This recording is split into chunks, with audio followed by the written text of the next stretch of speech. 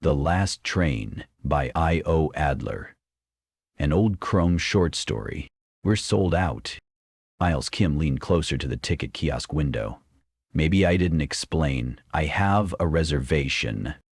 You had a reservation, the transit agent said without making eye contact. Young woman, late teens or early 20s, pink and blonde hair and deep lines under her eyes. As of 5:03, you're 3 minutes late and the hold on your ticket expired. Your Meridian account will be credited, minus a processing fee, of course. Then sell me another ticket. The last tickets were allotted to the automated machines, and they were snapped up. Busy morning, and the bus is full and already boarding. Miles flexed his right hand, his metal hand, which, if he wanted, could break sections of the pressboard counter into smithereens. Instead, he drummed his fingers as he studied the information board for the next departures that would take him to Seraph. Noon. It meant waiting 7 hours. By then, his absence might be discovered. With the credits refunded into his bank account and not given directly to him, he'd need to access more money. But he had no way of doing so without leaving a trace of the withdrawal. Can you print me out a refund chip? We don't do that. Station policy. I'd like to see your manager. She doesn't come on shift until 6 a.m. We have electronic customer service at the computer on the wall over there. The AI will file your grievance. I'm sorry your experience has been difficult, she said flatly, her expression devoid of regret, sympathy, or humanity. I'll wait for her. The agent shifted in her chair, still wasn't making eye contact. Usually Miles used his looks to his advantage. Half a steel face, a red eye, and skin grafts worked wonders in getting jumpy drunks to rethink their course, or a quarreling couple to realize whatever their issues, it could always be worse. He needed the credits back, or a way to get onto the bus that was about to leave. His Meridian military police ID sat on his nightstand back home, where the tracking chip wouldn't give away his intention to leave the city. The transit agent cleared her throat. Please step away from the counter, and technically there's no loitering. You like your job? She grimaced, glanced at him before looking back down at her screen, or her lap, or her perfectly painted pink fingernails with the curly-Q green leafy flourishes. He left without waiting for an answer. Girl was doing her job like everyone else in River City. Working a graveyard shift in the bus terminal wasn't her life's ambition, he guessed. He paced. Options? Ride shares? Those required a login. Bribe a trucker making the southern loop haul out of the city through the farmlands? So many checkpoints, and the non-automated runs had mandatory cameras in their cabs. His ID and face would soon be flagged as an AWOL cop and soldier with jailbroken implants. Maybe the transit manager would give him his refund directly, but he doubted it. A Meridian Army police cruiser rolled to a stop in the loading zone outside the glass doors. They were off the base, their presence at the station unusual. Miles walked quickly to the top of the steps leading down to the loading zones. 3 buses were parked below, and one of them was his, with its passengers mostly on board. A baggage handler had the sides of the bus open and was stuffing them with the last of the luggage. Miles divided his attention between the front entrance and the bus. A police officer approached the line of waiting passengers. He zoomed in and insight tagged the cop even as Miles recognized her face. Sarah Gordon Lee, a year and a half on the force, bright, observant, and deliberate. Miles had trained her. No one coming through the front entrance, and she appeared to be alone. She approached the bus, spoke with the driver, and climbed aboard. A moment later, she emerged, looking for him. How had she tagged his location? The station had cameras, but how would she know to have his face tagged at this hour of the morning? He hadn't been careless enough to leave a note, drain his bank account, sell property, or indicate to his superiors he was planning anything that day except showing up at the station. Being semi-retired, he kept a light schedule. His presence shouldn't have been missed for another 48 hours. He adjusted the brim of his hat and took a side exit.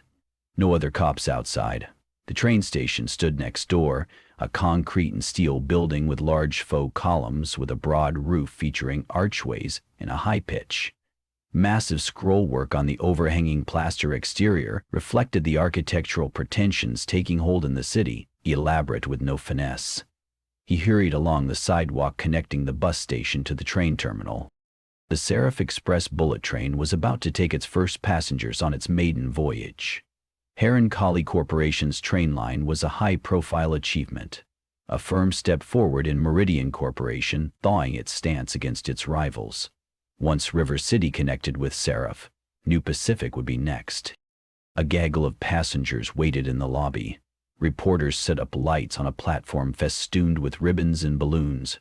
Miles had to get out of there. If a nosy cop used the department's AI, his face, his gait, and his lack of identifying tags like a phone or keycard would flag him instantly. He had left his phone back in his apartment too. A pair of River City Metro cops were standing outside the main entrance. River City traffic control, not military, but he didn't want to be seen by them. Nearby, a man in front of the restrooms was juggling a lunchbox, a large coat in one arm and his paperwork including a device. The screen was lit up with what Miles's insight module identified as a ticket code. For a long dark moment, Miles entertained the thought of rolling him, but there'd be no clean escape. Meridian would have the train stopped or have its agents waiting. He'd be arrested and turned over to Meridian, and Miles would hurt no one that didn't have it coming. More passengers entered through the doors in pairs or as families. Miles drifted to the back of the station to glimpse the train. Blacked-out doors and windows obscured the view, no doubt to avoid spoiling the big reveal. Officer Lee appeared in the lobby. She wore AR goggles and scanned the crowd. Miles tried a door next to him, authorized personnel only. He tugged at it, locked. Tugged again for good measure, rattling it. It popped open, and a bleary-eyed older man in a gray-green jumpsuit peered out at him. "Security check," Miles said. "They've already been through here." Captain ordered another sweep. The man's jumpsuit had soiled knees and pant cuffs, and he wore a lanyard. Pishko, Andy, according to the ID, senior maintenance. He eyed Miles suspiciously. "You a cop? You're not dressed like one." Miles had put on his best black suit for his trip. "Semi-retired. Just here for the show and thought I'd lend a hand." Officer Lee drew closer. Her eyes continued to rove. A small crowd still stood between them, but she'd see him in seconds. Pishko looked Miles over. "I don't see an ID." Then he stepped out of Miles' way and let him through, closing the door after him. "Crowd got to you, huh?" the janitor asked.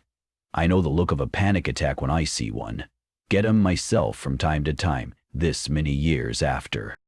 Both of Pishko's hands were artificial, and the way the jumpsuit hung on his shoulders suggested bionic arms. "What unit?" Miles asked. "First Orbital Construction Battalion. Seems I'm still fixing other people's junk." "I appreciate this. I've got a colleague I'm avoiding. A back way out?" Pishko gestured down a corridor. "First stairs on the left, first metal door past that will take you to the alley. You want to avoid the crowd? Take the bus station door and cut through their lobby to 4th Street. Miles thanked him and hurried off, found the stairs and the exit. The thought of returning to his empty apartment and resuming work filled him with a hollowness in his intestines. Yet what choice did he have? But if Officer Lee was on his trail, there'd be no going back. Even if she hadn't figured out what he was up to, Meridian soon would. His augmentations. They were offline. The corporation would want its property, and Miles needed his eye, his arm, and his brain module for another couple of days. The side alley followed the wall of the bus station, past a row of recycling dumpsters. A gate in front of him had a sign.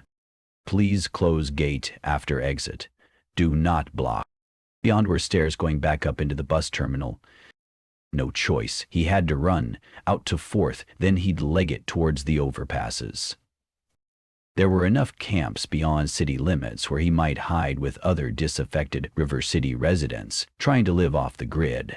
But a trip to Seraph would be impossible. The few credits he had left were pocket change. Waiting for the transit agent's boss was a long shot and would only result in him getting caught. "I said let go." Near the dumpsters, the transit agent with the pink hair was backed against the containers by two men. Miles descended the stairs towards them. The first had black locks and had the woman by the wrist. The other wore an unbuttoned Fireflies Cricket Club jacket and matching cap. He had his arm out against a container, hemming her in. "Can I help you, boys?" Miles asked. "This is none of your business, old man," Blacklock said. When Cricket Cap turned to face Miles, Miles punched him square in the chest. The man gasped and fell to his knees. Blacklocks shoved the woman aside and drew a knife. Miles kept his metal arm up. "I'm a cop, idiot. Drop it." The hazy darting eyes, the sweat beading his forehead, the rictus grin told Miles the man was high on shabu. Blacklocks lunged. Miles deflected the clumsy blow, kicking the man's feet out from under him. The man sprawled and face-planted on the stairs. He came up bloody. "Kill you." Miles kicked the knife under the recycling containers. When Blacklocks rose, Miles closed in and delivered a firm blow to his midsection. The man doubled over and stayed down while clutching his stomach. Miles offered a hand to the woman. "We should leave." She let him lead her off as they hurried upstairs and through the gate. "I thought you were a cop. Aren't you going to arrest them?" "I'm off duty." "Who were those guys?" "My ex-fiancé, Xander.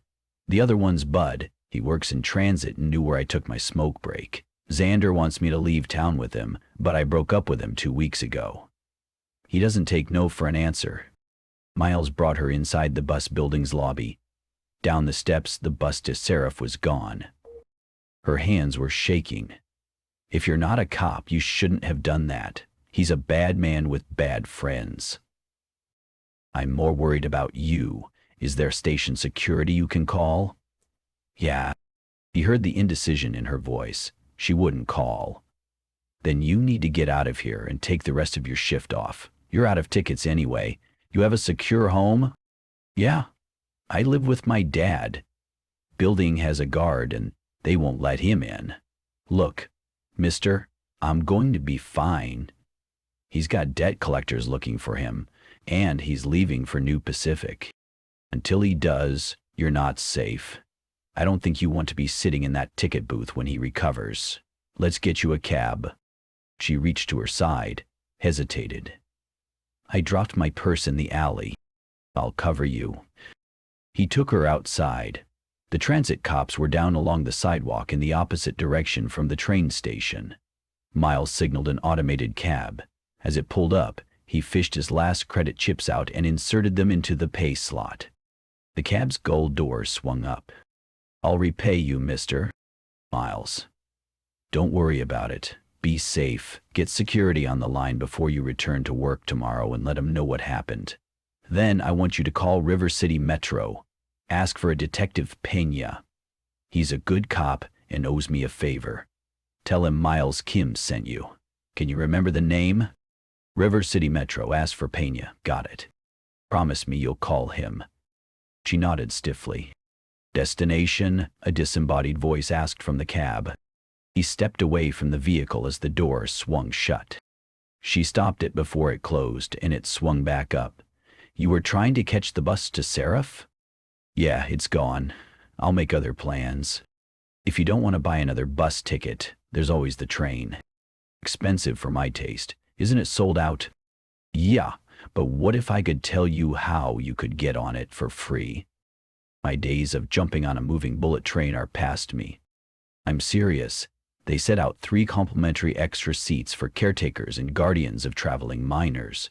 There was one unclaimed. There's an agent code you'll have to enter at the ticket machine. If you have your device, I'll share it." He didn't, but Insight memorized the QR code. He watched the cab leave before heading down the sidewalk towards the train station. The 2 cops were coming, but he kept his back to them. He felt his face grow hot, heard their voices, but they remained outside as he entered through the automatic doors and approached a shiny ticket vending machine.